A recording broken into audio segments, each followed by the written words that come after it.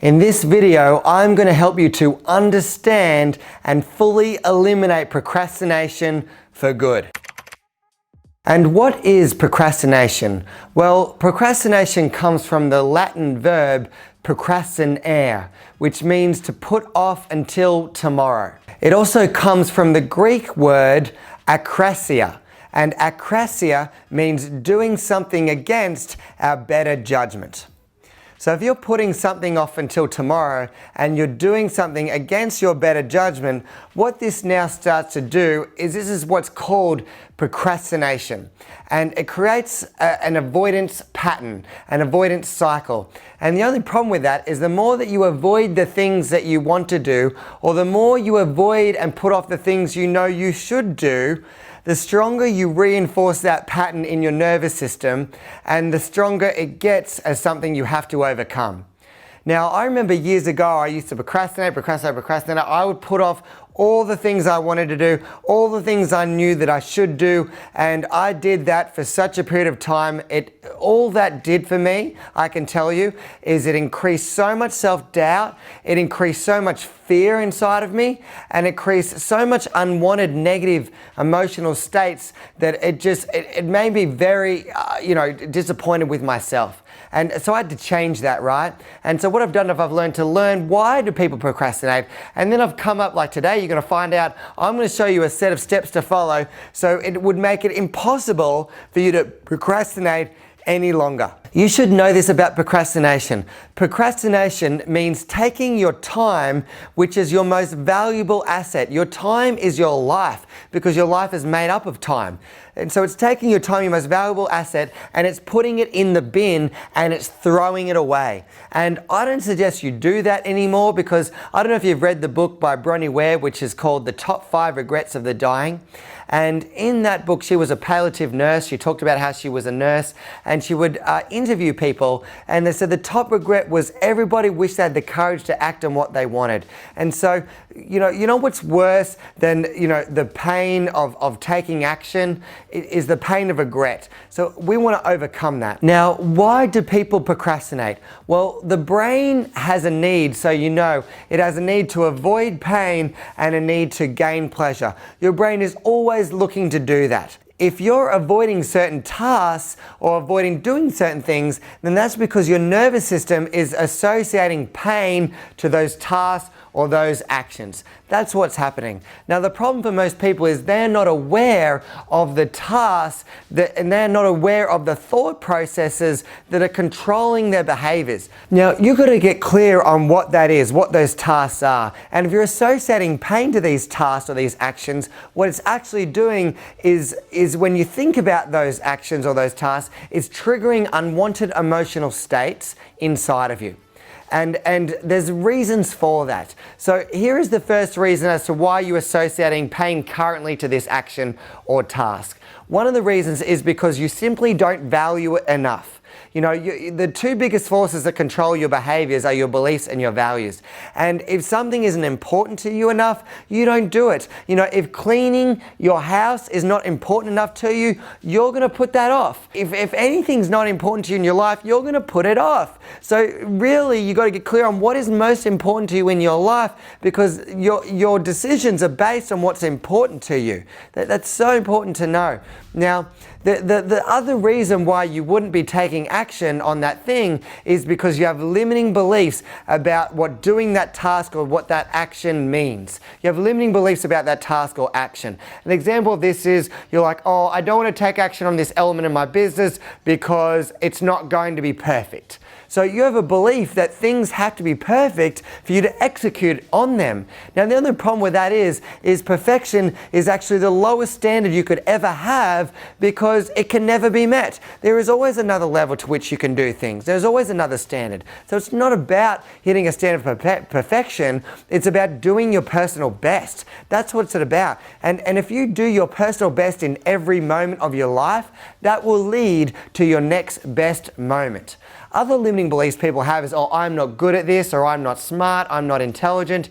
And if you run beliefs like this, you're not going to execute. So these limiting beliefs, what it actually does is create the third reason why people procrastinate, is it creates fear or uncertainty. Now, there's a cognitive bias in the brain, and this cognitive bias is called the uncertainty bias, is what it's called. And in this uncertainty bias, what that means is anything that your brain is uncertain about, it avoids like the plague. So if I didn't know, for example, how to do computers, and I'd never used a computer before, or if I didn't know how to do social media, and I'm uncertain about that, if I'm run by my subconscious mind and not being aware of that, I'm going to avoid it. I'm going to avoid it.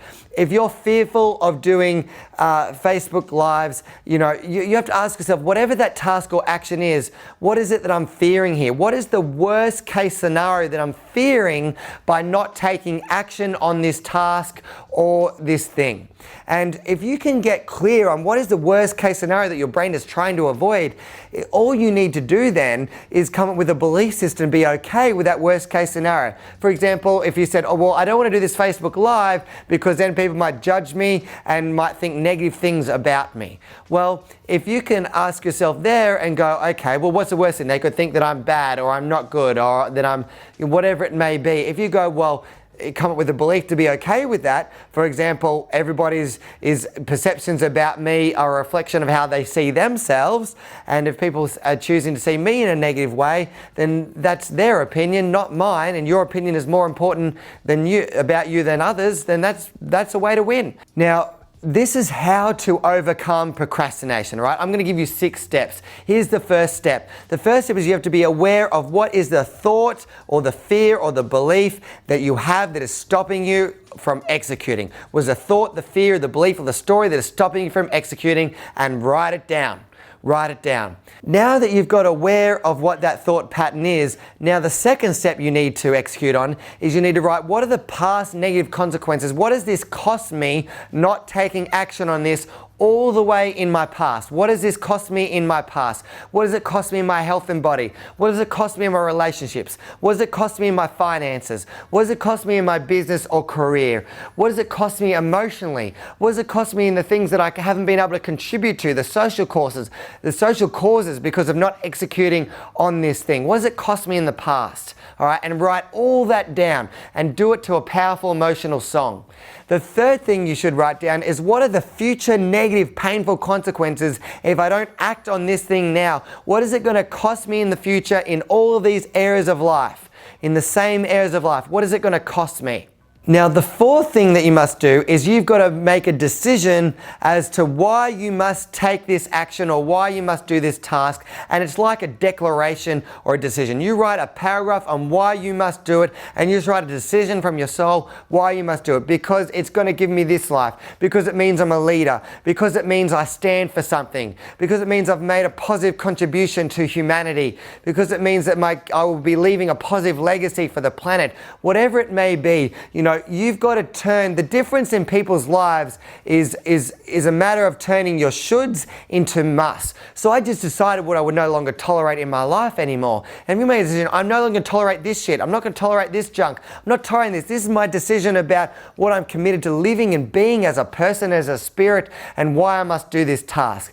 That's the fourth thing. And now the fifth thing, what you must do is just install a new pattern. This is a reprogramming technique. And all you need to do is you get awareness of what is the pattern. You visualize this. You say, what is the pattern in my mind? What do I say to myself? What is the story that I use to put this off? Then you interrupt it. You go, that's bullshit. And you say this to yourself, that's bullshit. And you say it with energy. The third thing you do is you give yourself a new empowering identity. Like, I'm a fucking doer. I'm an executor. I'm a boss. I'm a powerhouse. I'm a wave of power. I honor my word. I keep my word to myself. You say that to yourself while doing a power move. It's called an anchor. And you do a power move like, yes. And you say this to yourself with a power move. You visualize yourself doing it.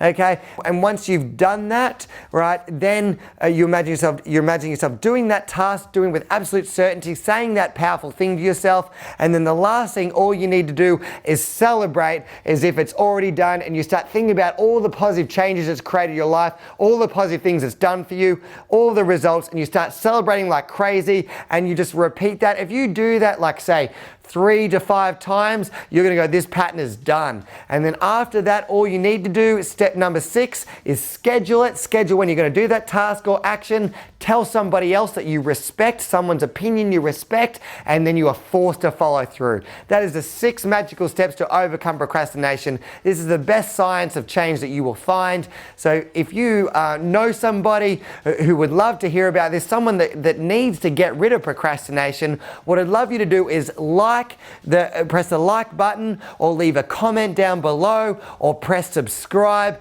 and share this with as many people as possible so we can create positive change together. If you enjoyed this video, then what I'd love you to do is just click the like button below and leave a comment or ask a question. I'd love to answer that in the comment section below, and click the subscribe button so that you never miss a video.